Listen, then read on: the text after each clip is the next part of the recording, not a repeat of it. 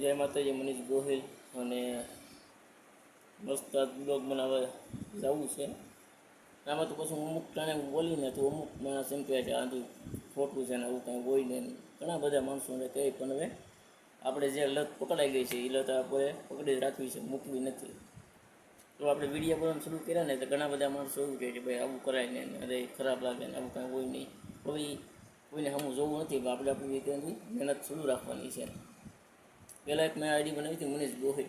એમાં વિડીયોના દે જે કાંઈ હું લાઈવ કરતો હતો 200 ફોલોવર થયા એટલે ઓટોમેટિક બ્લોક થઈ ગયો. હવે તો કોને ખબર શું થયું આપણે ખબર નથી, પણ ભલે થઈ ગઈ. પછી પાછી મેં મનીષ ગોહિલ ક્રિએટર કરીને આઈડી બનાવી છે, એમાં 200 ફોલોવર પાછા થઈ ગયા છે. એમાં લાઈવને જે કાંઈ વિડીયો આંતેને જે કાંઈ મૂકવાનું છે મૂકું છું ને તમારો સપોર્ટથી હાલે છે. બરાબર, જો આપણે કરીએ ને એ કોઈને ગોળતી વાત નથી. જો ગોળતી વાત હોય ને તો અમુક વસ્તુ હોય જ નહીં.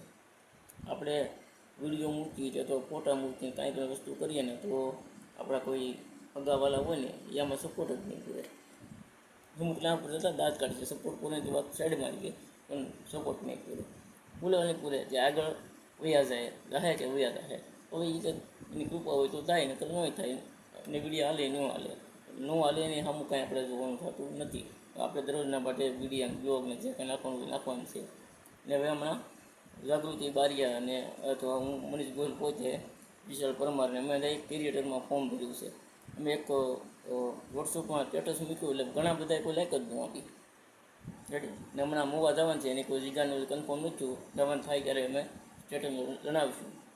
એટલે કોઈ સ્ટેટસ ન મૂક્યું, કોઈ કંઈ લખ્યું નહીં, કોઈ વસ્તુ કોઈ કરી નહીં. શું લેવા આ પગ થશે એટલે બે વ્યક્તિ સપોર્ટ પૂરે ને તો આપણે આગળ નીકળી જાય. તો કોઈને કંઈ કરવું નથી, હું લેવાથી કરવું.